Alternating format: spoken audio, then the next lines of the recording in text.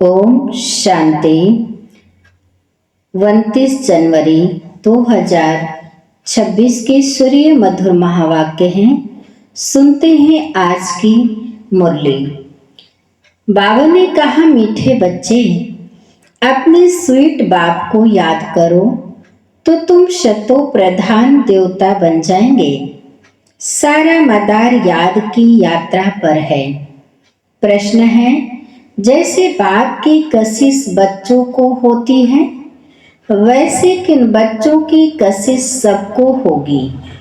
उत्तर है, जो फूल बने हैं, जैसे छोटे बच्चे फूल होते हैं, उन्हें विकारों का पता भी नहीं, तो वह सबको कशिश करते हैं ना। ऐसे तुम बच्चे भी जब फूल अर्थात पवित्र बन जाएंगे तो सबको कशिश होगी। तुम्हारे में विकारों का कोई भी कांटा नहीं होना चाहिए। ओम शांति। रूहानी बच्चे जानते हैं कि यह पुरुषोत्तम संगम युग है। अपना भविष्य का पुरुषोत्तम मुख देखते हो, पुरुषोत्तम चोला देखते हो, फील करते हो कि हम फिर नई दुनिया सतयुग में इनके लक्ष्मी नारायण की वंशावली में जाएंगे, अर्थात सुखधाम में जाएंगे अथवा पुरुषोत्तम बनेंगे। बैठे बैठे यह विचार आते हैं। स्टूडेंट जो पढ़ते हैं तो जो दर्जा पढ़ते हैं वह जरूर बुद्धि में होगा ना। मैं बैरिस्टर या फलाना बनूंगा। वैसे तुम भी जब यहाँ बैठते हो तो यह जानते हो हम विष्णु डिनास्टी में जाएंगे। विष्णु के दो रूप हैं, लक्ष्मी नारायण। देवी देवता, तुम्हारी बुद्धि अभी अलौकिक है और कोई मनुष्य के बुद्धि में यह बातें रमण नहीं करती होंगी। तुम बच्चों की बुद्धि में यह सब बातें हैं। यह कोई कॉमन सत्संग नहीं है। यहाँ बैठे हो, समझते हो सत बाबा जिसको शिव कहा जाता है, उनके संग में बैठे हैं। शिव बाबा ही रचता है, वही रचना के आदि मध्य अंत को जानते हैं और यह नॉलेज देते हैं। जैसे कि कल की बात सुनाते हैं। यहाँ बैठे हो तो यह तो याद होगा ना कि हम आए हैं रिजुनेट होने, अर्थात यह शरीर बदल देवता शरीर लेने। आत्मा कहती है हमारा यह तमो प्रधान पुराना शरीर है, इसे बदलकर ऐसा लक्ष्मी नारायण बनने का है। एम ऑब्जेक्ट कितनी श्रेष्ठ है। पढ़ाने वाला टीचर जरूर पढ़ने वाले स्टूडेंट से होशियार होगा ना। पढ़ाते हैं, अच्छे कर्म सिखलाते हैं तो जरूर ऊंच होगा ना। तुम जानते हो हमको सबसे ऊंच से ऊंच भगवान पढ़ाते हैं। भविष्य में हम सो देवता बनेंगे। हम जो पढ़ते हैं सो भविष्य नई दुनिया के लिए, और कोई को नई दुनिया का पता भी नहीं है। तुम्हारी बुद्धि में अब याद आता है यह लक्ष्मी नारायण नई दुनिया के मालिक थे, तो जरूर फिर रिपीट होगा। तो बाप समझाते हैं, तुमको पढ़ाकर मनुष्य देवता बनाता हूँ। देवताओं में भी जरूर नंबरवार होंगे। दैवी राजधानी होती है ना। तुम्हारा सारा दिन यही ख्याल चलता होगा कि हम आत्मा हैं। हमारी आत्मा जो बहुत पतित थी, सो अब पावन बनने के लिए पावन बाप को याद करती है। याद का अर्थ भी समझना है। आत्मा याद करती है अपने स्वीट बाप को। बाप खुद कहते हैं, बच्चे मुझे याद करने से मुझे याद करने से तुम शतो प्रधान देवता बन जाएंगे। सारा मदार याद की यात्रा पर है। बाप जरूर पूछेंगे ना, बच्चे कितना समय याद करते हो? याद करने में ही माया की लड़ाई होती है। तुम खुद समझते हो यह यात्रा नहीं, परंतु जैसे कि लड़ाई है। इसमें विघ्न बहुत पड़ते हैं। याद की यात्रा में रहने में ही माया विघ्न डालती है, अर्थात याद भुला देती है। कहते भी हैं, बाबा हमको आपकी याद में रहने में माया के तूफान बहुत लगते हैं। नंबर 1 तूफान है देह अभिमान का, फिर है काम, क्रोध, लोभ, मोह। आज काम का तूफान, कल क्रोध का तूफान, लोभ का तूफान आया। आज हमारी अवस्था अच्छी रही, कोई भी तूफान नहीं आया। याद की यात्रा में सारा दिन रहे, बड़ी खुशी थी। बाबा को बहुत याद किया। याद में प्रेम के आंसू बहते रहते हैं। बाप की याद में रहने से तुम मीठे बन जाएंगे। तुम बच्चे यह भी समझते हो कि हम माया से हार खाते खाते कहाँ तक आकर पहुँचे हैं। बच्चे हिसाब निकालते हैं, कल्प में कितने मास, कितने दिन हैं। बुद्धि में आता है ना, अगर कोई कहे लाखों वर्ष आयु है तो फिर कोई हिसाब थोड़े ही कर सके। बाप समझाते हैं, यह सृष्टि का चक्र फिरता रहता है। इस सारे चक्र में हम कितने जन्म लेते हैं, कैसे डिनास्टी में जाते हैं, यह तो जानते हो ना। यह बिल्कुल नई बातें, नई नॉलेज है, नई दुनिया के लिए। नई दुनिया स्वर्ग को कहा जाता है। तुम कहेंगे हम अभी मनुष्य हैं, देवता बन रहे हैं। देवता पद है ऊंच। तुम बच्चे जानते हो हम सबसे न्यारी नॉलेज ले रहे हैं। हमको पढ़ाने वाला बिल्कुल न्यारा विचित्र है। उनको यह साकार चित्र नहीं है, वह है ही निराकार।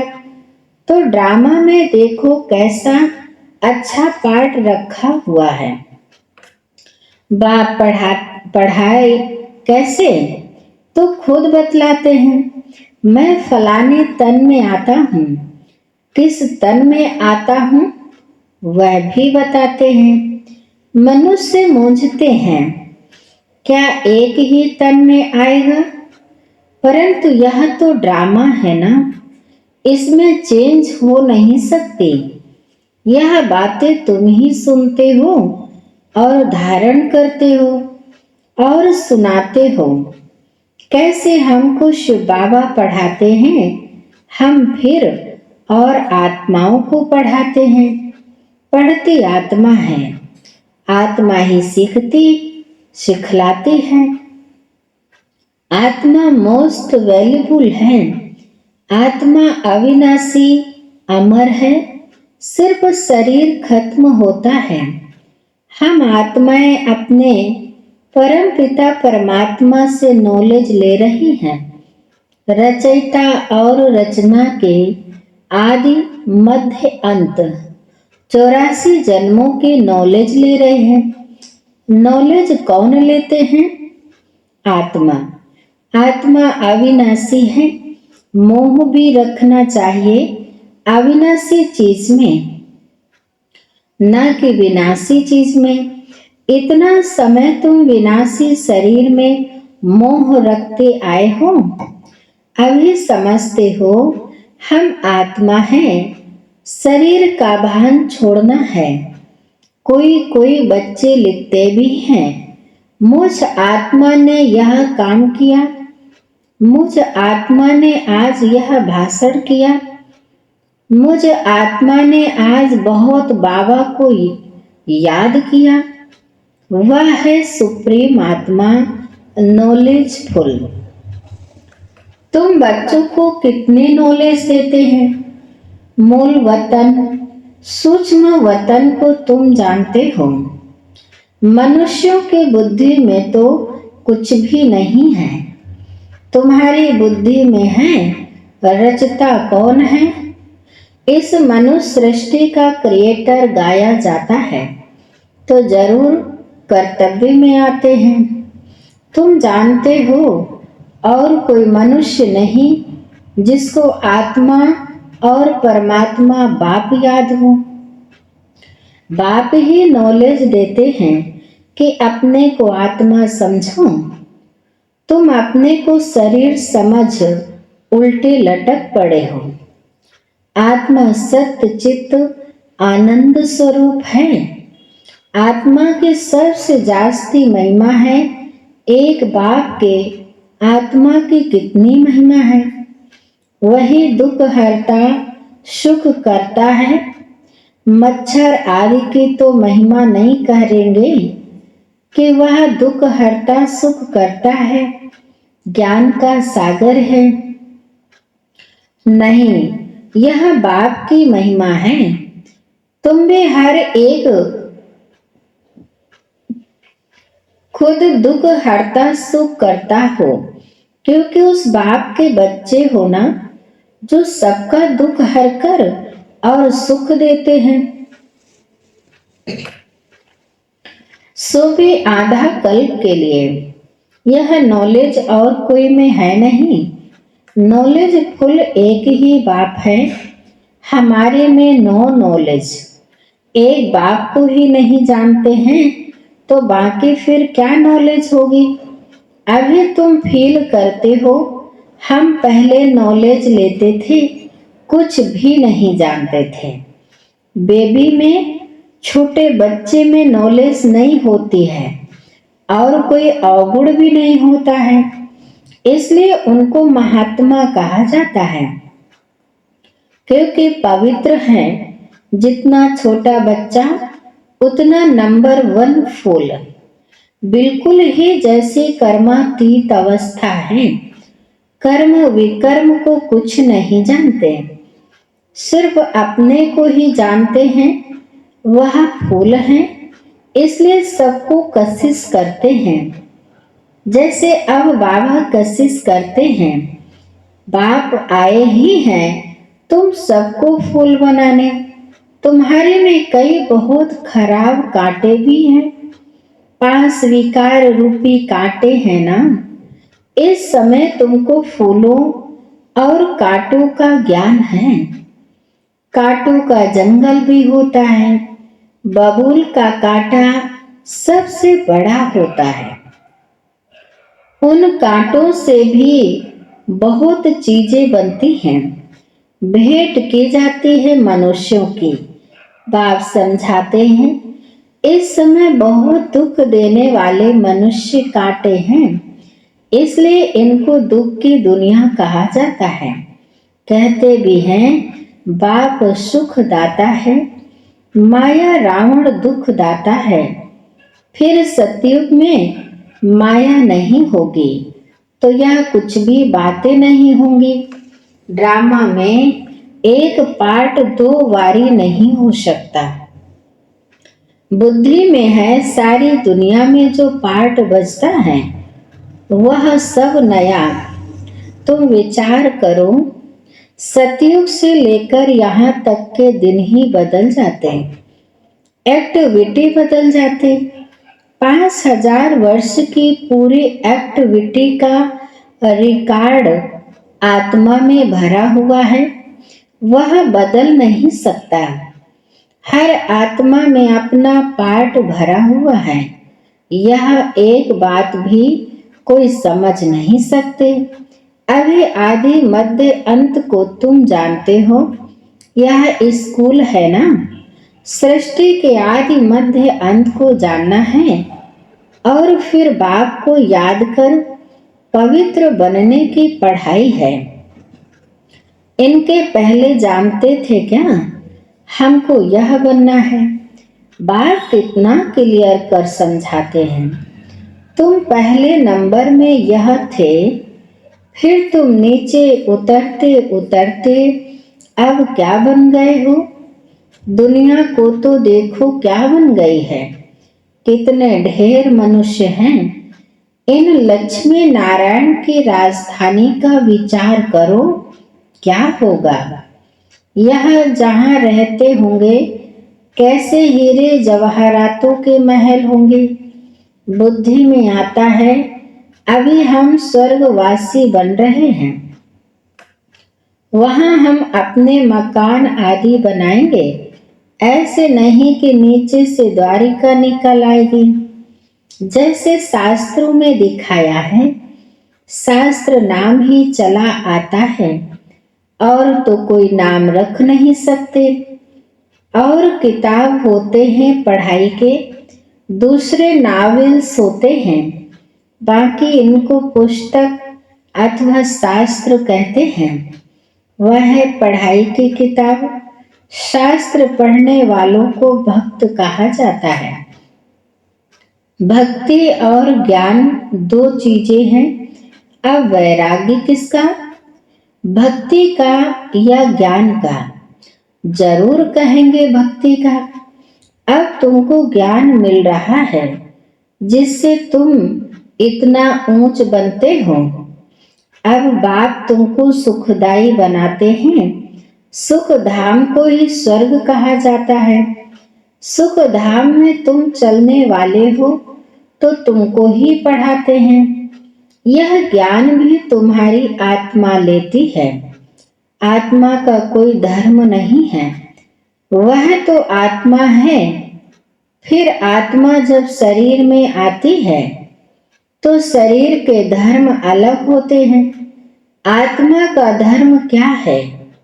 एक तो आत्मा बिंदु मिशल है और शांत स्वरूप है। शांति धाम मुक्ति धाम में रहती है। अब बाप समझाते हैं सब बच्चों का हक है। बहुत बच्चे हैं जो और धर्मों में कन्वर्ट हो गए हैं। वह फिर निकल कर अपने असली धर्म में आ जाएंगे। जो देवी देवता धर्म छोड़ दूसरे धर्म में गए हैं, वह सब पत्ते लौट कर आ जाएंगे अपनी जगह पर।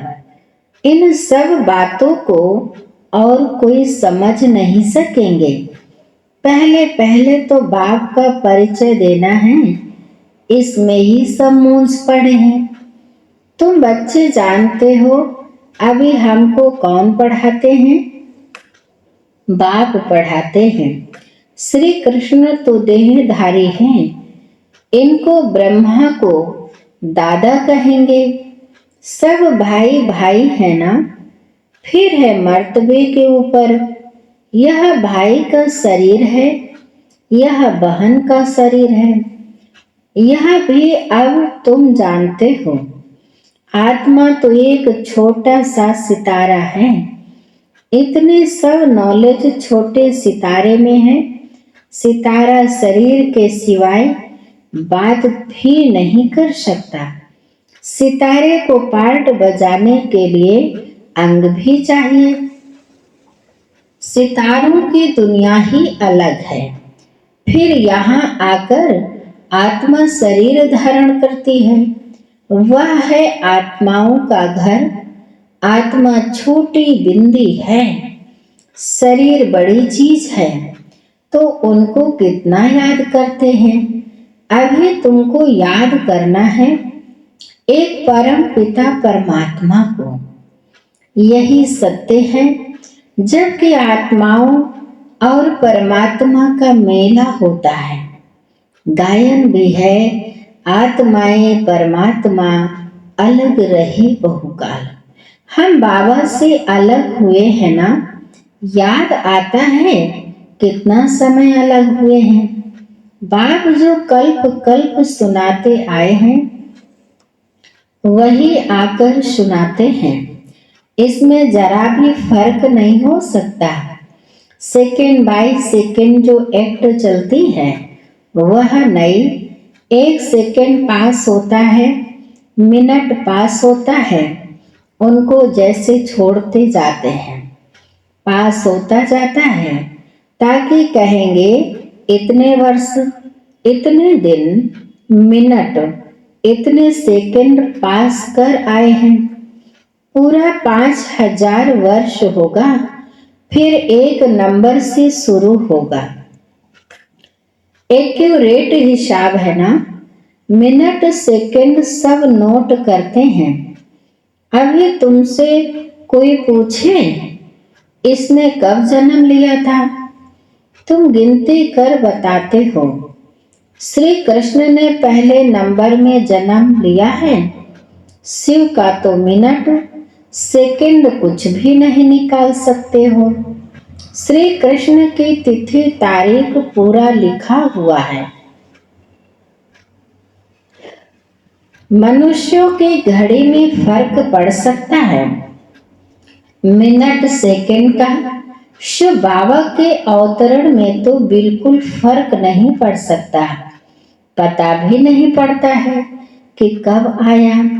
ऐसे भी नहीं साक्षात्कार हुआ तब आया, नहीं, अंदाज से कह देते हैं। बाकी ऐसे नहीं, उस समय प्रवेश हुआ, साक्षात्कार हुआ कि हम फलाना बनेंगे। अच्छा, बाबा बच्चों से नमस्ते करते हैं।